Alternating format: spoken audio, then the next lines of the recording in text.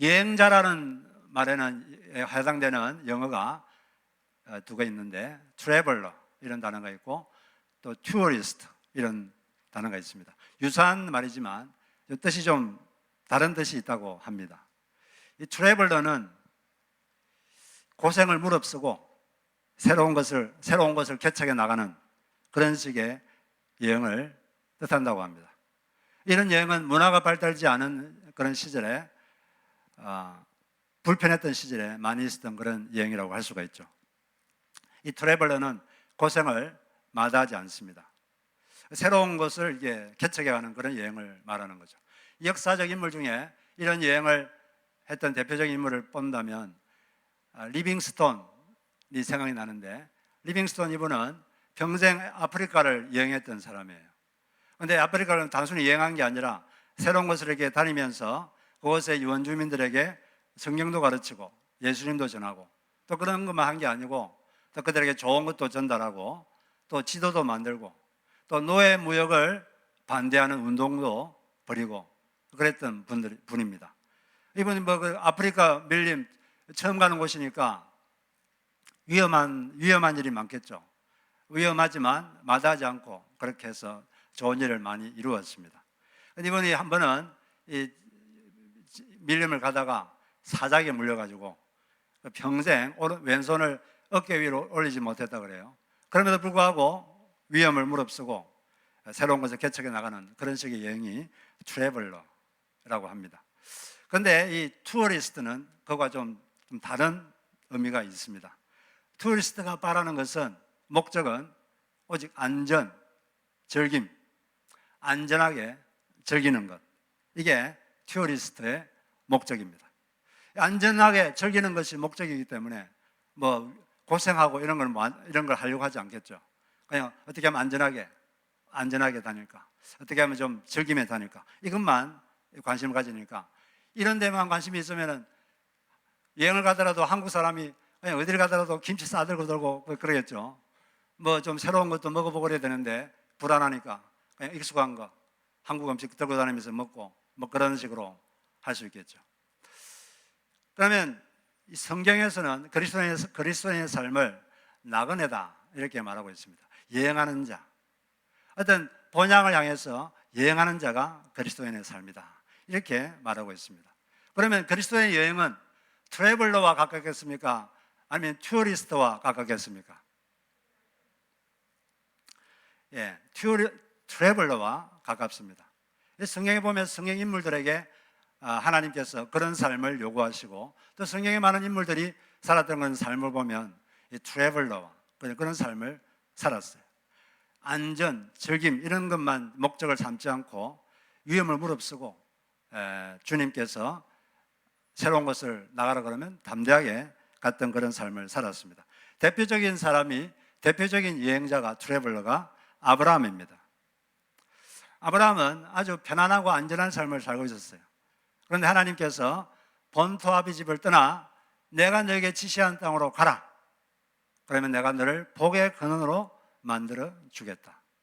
그 당시는 가족 단위로 이렇게 살았기 때문에 이 가족과 친척을 떠난다는 것은 상당히 위험한 일입니다. 함부로 그런 생각을 아예 하질 않았어요. 그런데 하나님께서 그런 안전한 곳, 익숙한 곳을 떠나라.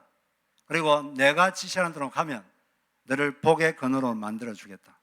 이 복이란 말은 요즘 말로 말하면 행복입니다. 너를 행복의 근원이 되게 해주겠다. 너를 통해서 다른 사람들이 행복을 누리도록 해주겠고 너가 행복 덩어리가 되도록 해주겠다. 이런 약속을 한 것이죠. 그 약속을 붙잡고 갈 곳을 몰랐지만 그는 위험을 무릅쓰고 하나님을 따라 그 미지의 세계를 향해서 여행을 했습니다. 그리고 많은 위대한 일을 이루어냈죠. 그리고 자기만 그런 게 아니라 자기 자녀들 야곱, 이삭, 야곱까지 3대까지 장막에 거했다. 장막이라는 건 요즘 말로 하면 텐트를 말하죠. 임시 거주소, 불편한 곳, 그곳에 3대가 불편한 곳에 거하면서 하나님의 붙잡아 사는, 하나님을 따라 사는 삶을 살았다고 했습니다. 왜냐하면 하나님께서 설계하시고 건축하신 새로운 성, 영원한 성을 바라보면서 그런 삶을 살았다고 말하고 있는 것이죠. 그래서 성도의 삶이 투어리스트가 아니라 트래블러다, 이런 걸 믿는다면 우리의 행복의 양이 훨씬 증가합니다. 왜냐하면 사람들의 행복이란 것은 어디에 많이 결정되냐 하면은 그 사람이 기대 수준, 내가 살면서 기대하는 수준이 뭔가, 그게 의해서 그 사람의 행복감이 많이 결정됩니다. 상당히 많이 기대했는데 이루지 못하면 불행감이 크겠습니까? 작겠습니까? 커지죠. 기대를 많이 했는데 안 되면은 불행감이 커지죠. 근데 별로 기대한 게 없으면 그렇게 대단하지 않아도 그렇게 불행한 마음을 느끼지 못합니다. 통계에 하면 여러분들도 많이 보시겠지만 가난한 나라 사람들이 우리가 보면 되게 비참해 보이고 되게 불행할 것 같은데, 그 사람들에게 물어보면 의외로 이 삶은 불편한데 마음은 그렇게 불행하지 않아요. 상당히 마음은 행복감이 있습니다. 왜냐하면 이 사람들은 다 그렇게 사니까 기대하는 게 별로 없어요. 그러니까 마음속에 불행감이 그렇게 많지가 않고 그냥 그렇게 사는 거예요. 그런데 이 문명이 발달한 사람들은 비교할 것도 많고 기대하는 것도 많고 그러다 보니까 불행감이 훨씬 많은 것입니다. 우리가 예수 믿는 사람들이 성서적으로 이 성도가 기대할 삶이 뭔가 그걸 안다면 우리의 삶에 행복감이 더 많아질 줄로 믿습니다. 그렇다면 그리스도인이 살아가는 이 트래블러의 삶, 트래블러적 여행의 성격이 어떤 성격인지 그걸 우리가 아브라함의 여행을 통해서 우리가 알 수가 있습니다. 두 가지 그런 특징이 있는데, 먼저는 그 여행은 세상에서 나오는 여행입니다. 이 세상에서 나온다는 것은 세상을 사랑하지 않는 것이죠. 세상을 사랑하지 않는다는 것은 이 세상이 줄 것 같은 안전, 편안함 이런 것에 안주하지 않고 그걸 너무 추구하지 않고 그게 덫에 걸리지 않고 나오는 것입니다. 성도가 안전에 덫에 걸리면 영적 침체를 맞이하게 되는 것입니다. 편안의 덫, 여기에 그냥 걸리면 영적 침체에 빠지게 되는 것이죠. 하나님께서 아브라함을 불러내신 곳이 어떤 곳입니까? 갈대아 우르라는 곳에서 아브라함을 불러냈어요. 한번 지도를 띄워주시면, 갈대아 우르라는 곳은 갈대아가 성경에서 어떤 곳으로 알고 있습니까? 갈대아 지역에 있는 우르라는 도시에서 불렀는데, 갈대아라는 것은 바벨론 지역을 말해요. 바벨론, 다른 말은 신할 평야. 바벨론 지역은 그 당시에 가장 문명이 발달된 곳이었습니다. 지금의 그 이란과 이라크 이렇게 적경 비슷한 그쪽 지역에 티그리스, 유프라테스 그런 강 있는 그쪽인데 가장 문명이 발달한 곳이었어요. 그곳이. 근데 그곳의 그 갈대아 지역, 고대 바벨론의 수도가 바벨이라는 도시인데 바벨에서 가까운 곳이 우르입니다. 그러니까 상당히 문명이 발달한 곳이죠. 그런데 그곳에서 하나님께서 이 아브라함을 불러내가지고 반대쪽으로 가게 했어요. 반대쪽이 가나안 땅인데 그 상당히 변방이죠. 그쪽으로 그냥 이렇게 가라고 한 것입니다. 그 말은 그것에서 우리가 느낄 수 있는 영적 메시지는 세상을 사랑하지 말라는 거죠. 세상에서 나오라. 네, 그런 것을 여기서 알 수가 있습니다. 아브라함이 이제 창세기 12장에서 하나님께 부름을 받는데, 근데 11장에 보면은 바벨탑 사건이 나옵니다. 이 바벨탑은 인간이 자기들이 가진 그 건축 기술을 가지고 그 기술로 하나님을 대적한 그런 사건인데, 그만큼 그 바벨론 지역이 아주 문명이 발달하고 기술이 발달한 곳입니다. 이 바벨론을 건설한 사람이 시조가 니므롯이라는 사람이에요. 창세기 10장 9절에 보면 니므롯이라는 사람이 나오는데 그 사람에 대한 묘사가 보면 하나님 앞에 용감한 사냥꾼이다 이렇게 되어 있습니다. 하나님 앞에 용감한 사냥꾼이라고 되어 있는데, 앞에라는 말을 가진 히브리어는 앞에라는 뜻도 있지만 또 다른 뜻이 있어요. 대항하다 이런 뜻이 있습니다. 그래서 하나님을 대항한, 이게 훨씬 더 문맥에 더 맞아요. 하나님을 대항한 사냥꾼이다 이런 뜻인데, 왜 사냥꾼이라고 했느냐? 그 당시에 사람들은 야생동물로부터 많이 습격을 받았습니다. 그래서 누군가를 이렇게 보호하려면 야생동물로부터 이렇게 보호를 해줘야 돼요. 누군가가 와가지고 아주 강한 힘으로 야생동물을 해서 보호해주고 그러면은 사람들이 그 사람을 따르고 신뢰하고 그렇게 되는 거예요. 그럼 그 사람이 지도자가 되는 것이죠.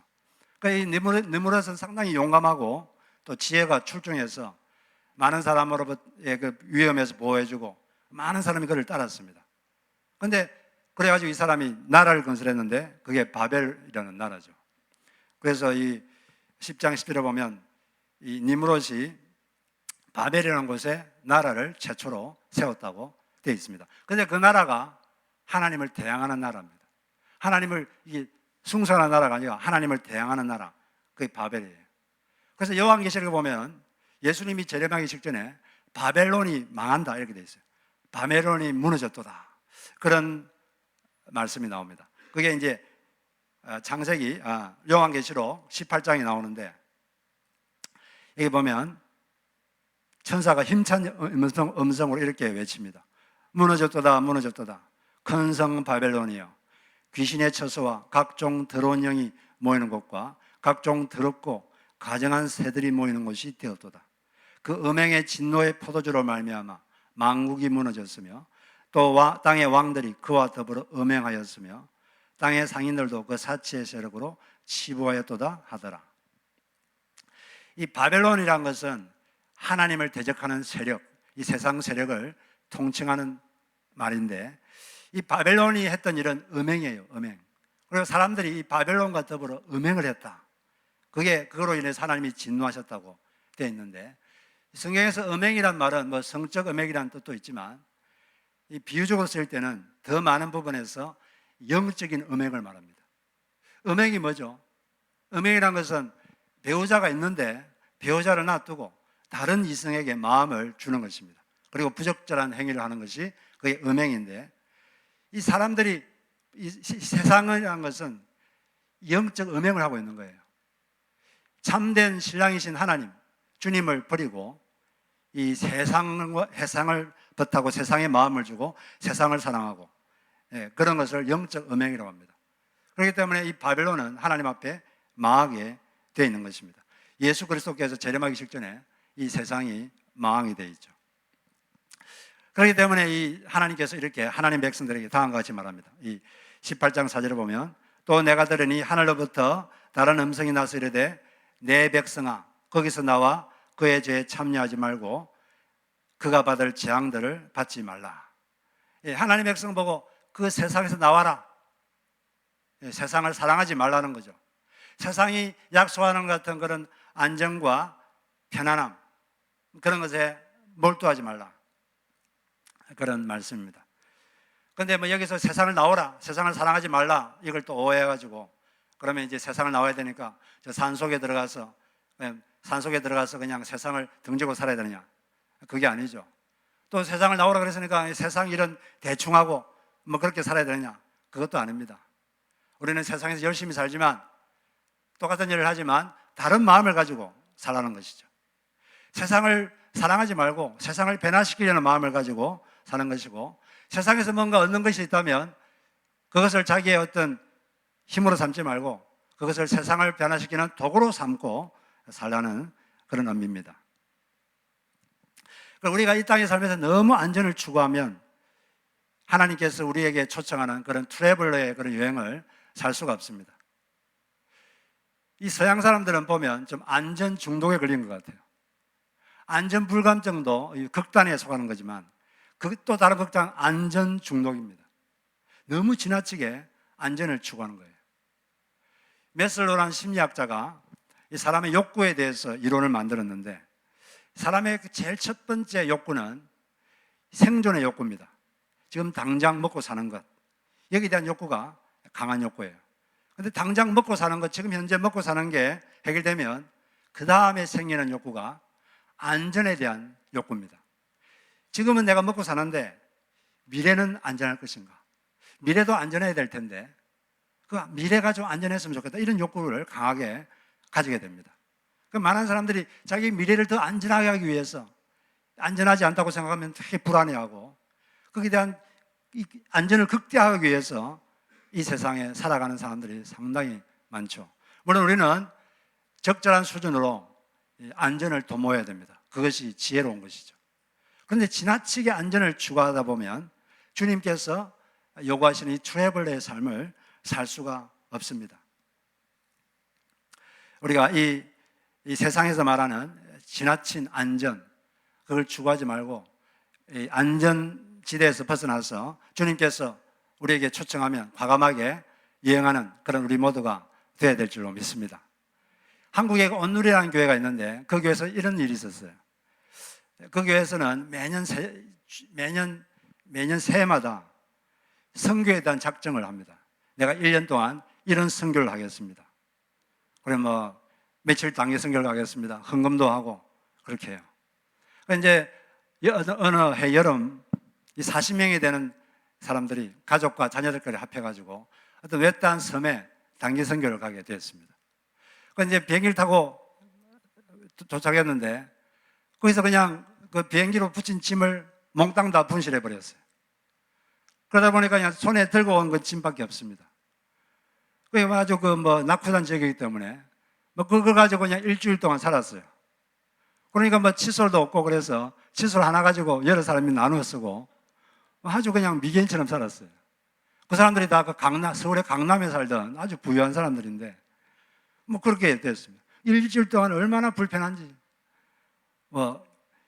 그렇지만 그 불편한 가운데서 열심히 그 사람들을 섬기고 또 그들을 또 봉사하고 그리고 또 말씀도 전하고 예수님도 전하고 그렇게 일주일 동안 열심히 살았습니다.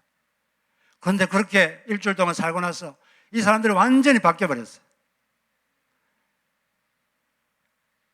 예배 드리는 태도가 확 달라졌습니다. 예배 드리는 태도가 확 달라졌어요. 그리고 주님에 대한 사랑의 수준이 이전과는 비교할 수가 없이 완전히 달라졌어요. 그전에는 그냥 주일이니까 예배 드려야 된다, 예배 드려야 되니까 예배 드려야지 이런 마음이 있었는데 그게 아닙니다. 주님에 대한 절절한 사랑을 가지고 예배 드리게 되고 또 주님을 뜨겁게 사랑하는 완전히 새로운 차원의 그런 삶을 새로운 차원의 수준으로 들어가게 되었다는 그런 이야기를 그 담임 목사님으로부터 들었습니다. 그 사람들이 지나치게 안전을 추구하고 했다면 그런 여행을 생각지도 못했을 것입니다. 그러나 주님께 자기의 삶을 어느 정도 맡기고 그렇게 하니까 그런 불편도 감수하고 그렇게 하니까 전혀 이전에 경험하지 못했던 새로운 차원의 삶을 그들이 살 수 있게 된 것입니다.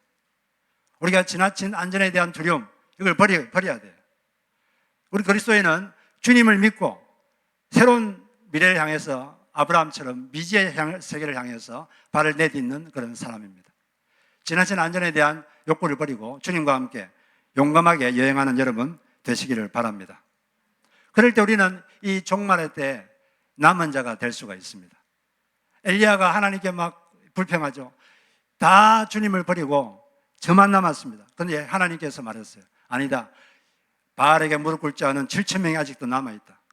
바알에 무릎 꿇지 않다는 것은 세상에 무릎 꿇지 않은 사람들이 아직 소수지만 남아있다는 겁니다. 그 남은 자, 이 남은 자를 통해서, 소수의 남은 자를 통해서 내가 새롭게 일을 시작하겠다. 그리고 이 소수의 남은 자를 통해서 다수를 내가 변화시키겠다.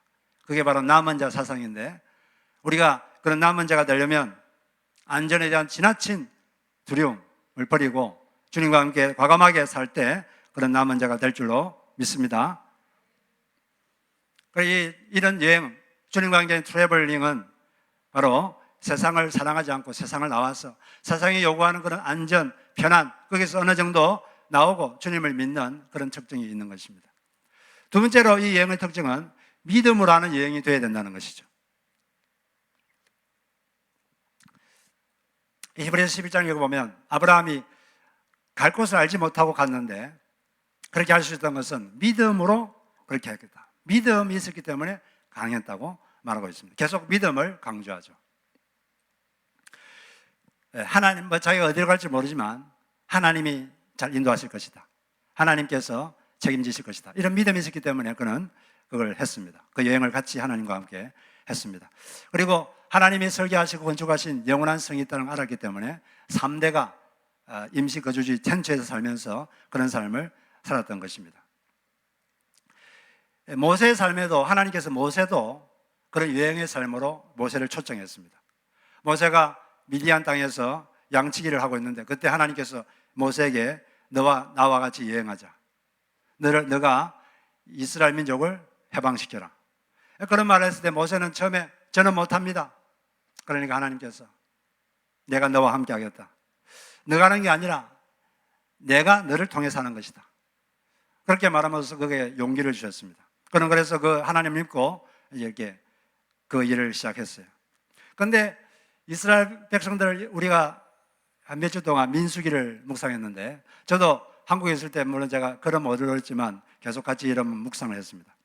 거기 보면 아시겠지만 이스라엘 백성들이 계속해서 지속적으로 불평하고 원망하고 모세를 비난하고 그렇게 합니다. 그래도 이 모세는 믿음을 지켰어요. 어떻게 그 믿음을 지켰던 그런 비결이 뭘까? 그걸 저는 그 민수기 16장에 고라와 다단이 모세의 리더십을 부정하고 반발하고 반란을 일으킨 사건이 있죠. 그걸 통해서 좀 알게 됐는데 거기 이제 16장 15절 보면 세 번째 성경 보면 다음과 같이 되어 있어요. 모세가 몹시 화가 나서 하나님께 아뢰었다. 모세가 몹시 화가 나서 한 게 뭡니까? 보통 사람들이 몹시 화가 나면 뭐라죠? 혈기를 부립니다. 막 고함 지르고 분노를 폭발하고. 그런데 모세는 몹시 화가 나서 뭘 했습니까? 하나님께 아뢰었다. 그는 몹시 화가 나고 그랬을 때 자기 감정을 하나님께 아뢰었어요. 그러면서 하나님께 믿음을 달라고 기도하고 그런 삶을 통해서 모세가 믿음을 지켜냈구나. 그걸 좀 느끼게 되었습니다. 여러분들도 감정이 막 경량처럼 몰려올 때 그때 모세처럼 하나님께 아뢰시기를 바랍니다. 그럴 때 마음이 잔잔해질 거예요. 그런데 이 모세의 믿음도 한계를 드러냈습니다. 민수기 20장에 보면 모세의 그 믿음의 한계가 드러납니다. 그때도 광야를 통과하는데 지금까지 그래도 잘 왔는데 광야를 통과하는데 물이 없어가지고 사람들이 또 불평하고 모세를 부정하고 모세를 비방합니다. 우리가 차라리 그때 열 정상권이 죽었을 때 그때 죽었으면 좋았겠다. 우리를 왜 이쪽으로 이끌어 왔느냐. 차라리 그냥 이집트에 남겨두지. 그러면서 불평하고 모세를 비난했어요. 그런데 그 사건을 처리하는 과정에서 잘못 처리했기 때문에 하나님께서 모세와 아론에게 다음과 같이 말씀하셨습니다. 모세와 아론 너희는 이스라엘 자손이 보는 앞에서 나의 거룩함을 나타낼 만큼 나를 신뢰하지 않았다. 그러므로 너희는 내가 이 총회에게 주기로 한 그 땅으로 그들을 데리고 가지 못할 것이다. 그때 그 사건을 제대로 처리하지 못해서 너희들이 나를 믿지 못해서 나를 신뢰하지 않았기 때문에 너희들은 가나안 땅으로 못 들어간다. 이렇게 말했어요. 무슨 일이 있었습니까? 물이 없다고 막 불평하니까 했을 때 모세가 하나님께 말씀드리니까 하나님께서 모세에게 그럼 이렇게 해라. 하나님은 그냥 물을 그냥 공급하고 싶으셨어요. 그래서 바위에게 명령하라. 그러면 물이 나올 것이다. 이렇게 하라 그랬는데 모세는 어떻게 했죠? 지팡이로 막 바위를 2번 때리면서 반역자들아 들어라. 우리가 이 바위에서 물을 터져 나오게 해주랴. 공동명령으로 그렇게 되어 있습니다. 이게 좀 화를 낸 거예요. 막 혈기를 부린 거죠. 이걸 좀 예를 든다면 두 사람이 대화를 하고 있다가 한 사람이 화가 나가지고 막 책상을 2번 두드리면서 이 정신 나간 사람아 그러면서 막 혈기를 부린 거예요. 그런 일을 한 거죠, 모세가. 그런데 이것이 왜 이렇게 했느냐? 하나님의 분석에 의하면 너가 나를 믿지 못해서 그렇다. 나를 충분히 신뢰하지 못해서 그렇다. 너가 나의 거룩함을 나타낼 만큼 충분히 신뢰하지 않았기 때문에 네가 그런 행동을 한 것이다. 이렇게 하나님은 분석을 하셨습니다. 왜 그렇게 말씀했을까요? 그것 때문에 이 모세가 가나안 땅에 못 들어갔어요. 하나님을 불신했기 때문에. 제가 이제 생각해 보니까 모세가 왜 이렇게 혈기가 났을까? 물론 이스라엘 민족들이 불평하면서 모세를 비난했기 때문에 화가 난 면도 있을 겁니다. 사람이란 건 누가 비난하면 화가 나게 돼 있죠. 뭐 그런 것도 있지만 하나님은 너가 나를 충분히 신뢰하지 않기 때문에 화가 난 것이다. 모세가 이런 마음이 들었습니다. 지금까지도 계속 불순종하고 거역하고 불평했는데 또 이러는구나. 내가 이런 사람들이고 어떻게 계속 이 사람들을 이끌 수 있을까? 이 좌절감이 들었던 것 같아요. 좌절감. 또 이렇게 불평하고 이런 걸 보고 좌절감이 드는 거죠. 좌절감이 들어도 뭔가 믿는 구석이 있으면, 하나님을 믿었다면 그래도 하나님께서 이 사람들 인도해 가실 거야. 그래도 하나님은 하실 수 있다. 이렇게 믿고 그냥 온유하게 했을 텐데 믿음이 바닥이 났어요. 또 불평하는 이 사람들 데리고 내가 어떻게 이끌어가나, 이 좌절감이 생기고, 하나님에 대한 믿음도 바닥이 나니까 사람이 좌절감이 생기면, 믿는 구석이 없어지면 남을 탓하게 됩니다. 남에게 화를 내게 되고, 그러니까 막 분노가 생겨서 혈기를 부리고 그 사람들에게 비난하고 그렇게 한 거죠. 이 사람이 이렇게 믿음이 없으면 두 가지 현상이 생기는데, 첫째는 근심 걱정이 생겨요. 막 걱정이 나고 불안해지고, 그리고 또 믿음이 없으면 이게 분노가 생깁니다. 혈기가 나요. 남에게 막 탓하게 되고 남을 비난하게 되고. 그래서 이 모세가 믿음이 좋았는데 이 믿음이 충분치 않아서 하나님을 불신하고, 그래서 이런 좋지 못한 결과를 얻게 됐습니다. 우리가 이 여행을 계속하려면 충분한 믿음을 가지고 끝까지 가야 될 줄로 믿습니다. 우리가 계속 믿음을 가져야 근심하지 않고 불안해하지 않고 그럴 수가 있는 거죠. 아무리 믿음이 좋아도 살다 보면 자꾸 믿음이 떨어지고 근심 걱정이 올 수가 있습니다. 조지 밀리라는 사람은 기도 응답을 하도 많이 받아서 우리는 이 사람은 전혀 뭐 걱정하거나 그러지 않을 것이다, 이런 생각을 하지만, 그러나 그의 그 책을 보면, 기록을 보면 다음과 같이 되어 있어요. 여러분, 내가 근심 걱정으로 정신이 나갈 뻔한 경우에도 나의 영혼이 우리가 알거니와 하나님을 사랑하는 자, 곧 그 뜻대로 부르심을 입은 자들에게는 모든 것이 합력하여 선을 이루느니라 라는 하나님의 약속을 믿었기 때문에 나의 마음은 평온을 유지할 수 있었다. 이 사람도 정신이 나갈 정도로 근심 걱정에 사로잡힌 적이 있었어요. 그럴 때마다 다시 약속을 붙잡고 마음의 평정을 유지했습니다. 우리가 믿음이 있어야 마음이 불안이 없어지고, 또 믿음이 있어야 분노가 생기잖아요. 남을 탓하지 않고 남에게 비난하지 않고. 우리가 이렇게 믿음이 있을 때 우리를 통해서 하나님의 거룩함이 드러나게 되는 것입니다. 모세는 이 하나님에 대한 불신 때문에 이 분노를 컨트롤 못하고 하나님의 거룩함을 드러내지 못했어요. 왜 이 혈기를 부린 게 하나님의 거룩함을 드러내지 못한 것이냐?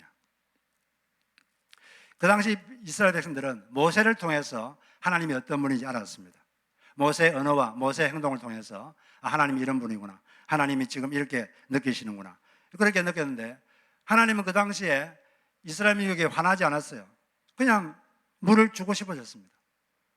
그런데 모세가 그냥 화를 내가지고, 하나님이 지금 이스라엘 백성들이 하나님이 화났구나, 하나님을 잘못 오해하도록 하나님의 거룩함 성품을 잘못 이렇게 드러내게 된 것입니다.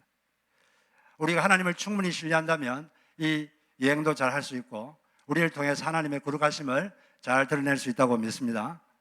하나님을 충분히 끝까지 신뢰하셔서 우리를 통해서 하나님의 어떠하심, 하나님의 거룩하심이 잘 드러나는 그런 우리의 삶이 되었으면 좋겠습니다. 믿음이란 건 뭐 처음에 우리가 예수님 믿고 그랬을 때만 믿음을 갖는 게 아니라 계속 이 천국 갈 때까지 주님을 믿고 사는 것입니다. 이번에 제가 컨퍼런스 가서 많은 여러 나라에서 여러 목사님들이 오셔가지고 자기 나라에서 있었던 일을 간증하고, 또 자기 나라 어떤 식으로 교회가 되고 있는지 그런 간증도 하고 보고도 했는데, 그게 제가 기억나는 목사님의 그 간증이 기억나요. 그분은 이제 터키에서 오신 분인데, 이분은 젊은 시절에 사업을 잘해가지고 돈을 아주 많이 벌었습니다. 돈을 많이 벌어서 클럽 가서 아주 잘 놀았어요. 그런데 갑자기 언제부턴가 밤에 잠을 못 잡니다. 가해가 눌리고, 매일 밤에 가해가 눌리고 잠을 자지 못해요. 1년 동안 그렇게 사니까 너무 고통스러웠어요. 그래서 그때는 뭐 자기가 이슬람교를 믿고 있었기 때문에 이슬람교의 목회자인 이맘이란, 이스라엘 목회자를 이맘이라 그럽니다. 이맘을 찾아가서 상담하고 기도 좀 해달라. 그렇게 해서 했는데도 전혀 차도가 없어요. 그 1년 동안 잠을 못 자고 너무 고통을 받았습니다. 너무 괴로웠지만 그가 그래도 신이 존재한다는 걸 알았기 때문에 다음과 같이 간절하게 어느 날부터 기도하기 시작했어요. 신이시여, 당신이 계시면 저를 좀 구해 주십시오. 그렇게 계속 기도를 하고 있었어요. 그런데 어느 날 그렇게 기도하고 있는데 갑자기 커다란 손이 나타났습니다. 커다란 손이 갑자기 나타나가지고 어떤 소리가 들렸어요. 내가 너의 기도와 눈물을 보았노라.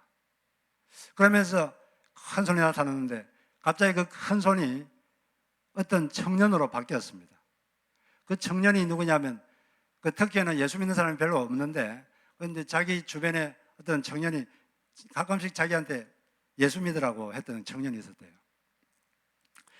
그 청년으로 바뀌는 거예요. 그래서 그 청년을 찾아갔습니다. 찾아가지고 내가 이런 어려움이 있는데 말을 하니까 그 청년이 그 사람을 교회로, 자기가 다니는 교회로 이렇게 인도를 했습니다. 그 교회 가가지고 가니까 네 사람이 그 사람을 위해서 기도를 했습니다. 예수 이름으로 하나님 이 과에 눌리게 하는 악한 영을 쫓아내 주시고 편안함을 달라고 네 사람이 기도를 했어요. 근데 그 기도를 했는데 악한 영이 나갔는지 그날부터 잠을 편안하게 자고 1년 동안 고통받았던 것이 싹 사라졌어요. 그날 그런 체험을 하고 그가 예수님을 영접하게 되었습니다. 그리고 이 사람이 이제 군대를 가게 됐는데, 군대 문서에다가 자기 종교를 적는 난이 있는데 그 종교에다가 기독교라고 적었어요. 그 무슬람 나라인데 그런 거 적으면 큰일 나죠. 그런데 기독교라고 적으니까 장교가 그를 데리고 나갔습니다. 도대체 너는 누구냐? 너가 무슨 선교사냐? 그래서 엄청나게 구타를 했어요. 한 30분 동안 거의 죽도록 구타를 했습니다. 구타를 하고 쓰러져 있는데 그 장교가 근총을 가지고 와가지고 머리다가 겨누면서 협박을 했습니다. 너가 얘도 예수를 계속 믿겠느냐? 그렇게 말했는데, 근데 그렇게 말하고 있는 장교 뒤에 갑자기 예수님의 환상이 나타났어요. 그러면서 이렇게 그에게 말했습니다. 내가 너와 함께 하겠다. 나를 믿으면 산다. 나를 믿으면 산다. 그런 말씀이 영적으로 마음에 확 들려가지고 두려워하지 않고 계속 믿음을 고백했습니다. 그 다음에 그냥 권총을 쏘지는 않고 두 군인에게 끌려가서 있었어요. 그런데 그 두 군인에게 끌려갔는데 거기에서 그 사람이 자기를 구타하고 위협했던 그 장교를 위해서 눈물로 기도했습니다. 하나님, 이 사람도 구해 주십시오. 기도했는데 그것을 보고 있던 두 군인이 처음에는 왜 이러나 이상하게 보다가 그 진심인 줄 알고 마음에 감동을 받았어요. 감동을 받고 그 두 군인도 예수를 믿게 됐다고 합니다. 그때 그는 다음과 같은 그런 마음의 결심을 했답니다. 만약 이 두 사람이 믿었듯이 또 믿는 일이 생긴다면 내가 오늘 받았던 이런 고통도 또 받아도 괜찮겠다. 그런 마음의 다짐을 했다고 합니다. 그 뒤에도 여러 가지 어려움이 있었지만, 많은 어려움이 있었지만 이분은 계속 다니면서 여러 군데 교회를 만들고 교회를 개척하고 교회를 세우고 지금도 주님께 많은 사람을 인도하고 있다고 합니다.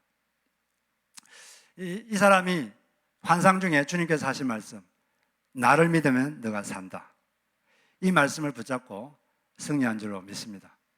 우리가 살면서 어떤 어려움이 있고 주님과 함께 이런 여행을 할 때 힘들 때도 주님을 믿으면 살 줄로 믿습니다. 끝까지 주님 붙잡고 믿음을 가지고 절대 신뢰할 때 우리를 통해서 하나님의 거룩함이 드러나고 주님께서 초청하신 이 여행을 잘 할 수 있다고 믿습니다. 이 세상에 주는, 세상이 약속하는 같은 안정과 편안에 너무 매몰되지 마시고 주님께서 말씀하실 때 과감하게 안전지대를 나와서 주님과 함께 여행하시기 바랍니다. 그리고 끝까지 믿음을 주님 붙잡고 승리하는 여러분 되시기를 주 이름으로 축복합니다. 우리 찬양 한 곡